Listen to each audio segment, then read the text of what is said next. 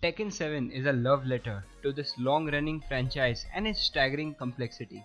Yet somehow it still manages to be accessible to just about someone wanting to mash buttons, and its huge amount of customization unlocks that constantly give you something to strive for beyond its silly and slightly cliché story. Guys, it's me Rio here, and today I'll be reviewing Tekken 7, one of my favorite game franchises. So let's get started.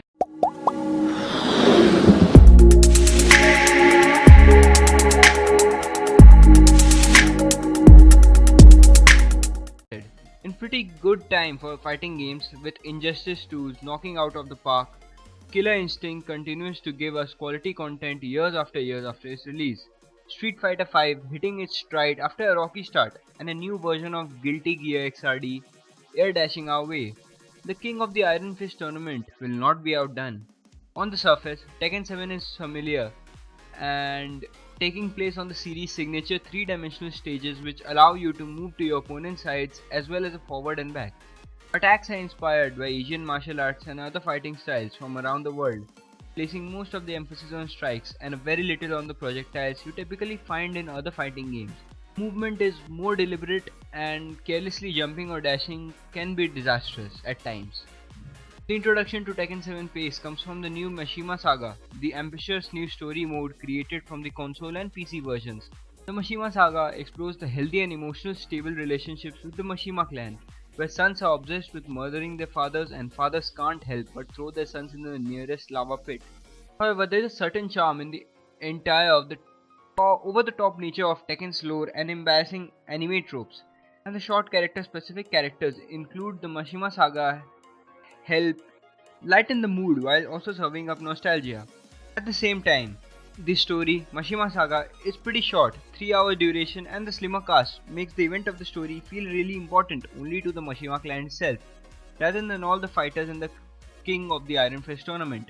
Other fighters are given brief time in the spotlight with optional side missions contained within Mashima Saga. While I found some of these, such as Yoshimitsu's ill-fated excursion into the Mashima dojo, pretty entertaining, I was slightly disappointed to see so much little focus on anyone than Heiichi, Jin, and Kazuya as they struggle from overpower the Mashima Zaibatsu on another. Sorry if my pronunciation is not pretty good, these names are really tough to pronounce. So, yeah, and Jin's one of my favorite characters of the series. While Tekken 7's content does not disappoint in all its character customization options, which put in truly a class into itself and sets a new standard for letting you express yourselves. Cosmetics are modifiable on an unparalleled level, going beyond thousands of individual fashion pieces, as well as portraits and title backgrounds, and multiple alternate costumes whose top and bottom pieces can be mixed and matched. You are even allowed to choose hundreds of options from the frame art around your health bar. It is sometimes so simple, yet it adds another cool way of making yourself unique while playing online. Extra content is unlocked by completing matches in online tournaments, treasure battles, or spending fight money, which you earn by simply by playing. The sheer amount of content in character appears alone without giving completionists a hell of lot of fight to finish in order to collect all the hats, shirts, accessories, costumes, and alternative work. These alternate look partner up with an often overlooked element of the Tekken 7 characters, which Tekken 7 delivers. Even old faces look new rather than sticking to the tried and true costumes and designs from the previous games.